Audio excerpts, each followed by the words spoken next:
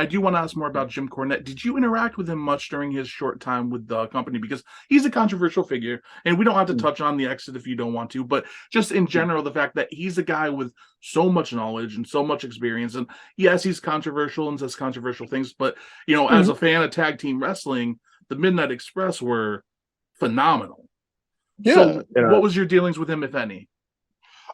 if anything, was just working for security for the guy at the NWA 7 show. And then obviously, I wasn't around for his era where he was presented with the Midnight Express. And I got to see him more in TNA. That's Mm, more where I actually saw Jim Cornette and where I actually really got introduced to him because, again, as a fan at that time and being a younger kid, I didn't know that much about pro wrestling. I knew it was easily digestible and was right there and convenient for me. so, authority Uh, figure, Jim Cornette. yes, yes, of course.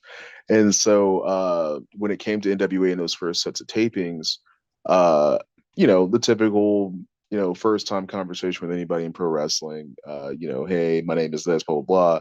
And kind of getting to know Jim by seeing his interactions with other people, which were always great interactions. He was always someone that was trying to delve out knowledge. And I know there was definitely a lot of people that definitely want to hear whatever he had to say on it because he's a wealth of knowledge. Mm-hmm. I mean, there's definitely a lot of respect that I have for Jim Cornette because I'm somebody who listens to his show at least every week. At least every week, I'm listening to his show just because I like to get his opinions on certain things and also hear his knowledge and guidance, especially on tag team wrestling or in wrestling in general. The man knows what he's talking about when it comes to most, if not everything, when it comes to professional wrestling. Obviously, I don't share the exact same ideas or opinions about certain things in wrestling that he does, Yeah. maybe more of the controversial things or whatever. I don't always share the same opinions on, but there's still a huge amount of respect that I have for Jim Cornette. And honestly, I wish that there was more of a working relationship I would have had with him, or that Mm-hmm. I would have been a more featured part of the company while he was still involved in the company.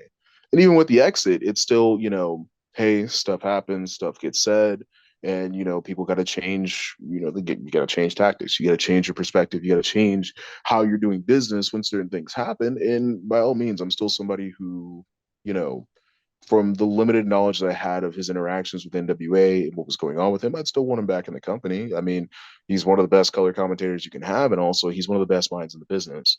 So it's always an asset to have somebody like that in your back pocket. And it had to be cool. At this point, you were still relatively young in your career. And again, we're going to get to the power in just a moment.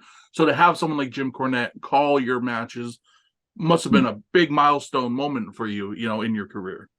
Oh yeah, it still is to this day. I mean, obviously, like I would have wanted to have like a more featured match instead of kind of the matches that I had that were short and sweet to the Yeah. point, and have Jim Cornette call those, and have the full on traditional like play calling.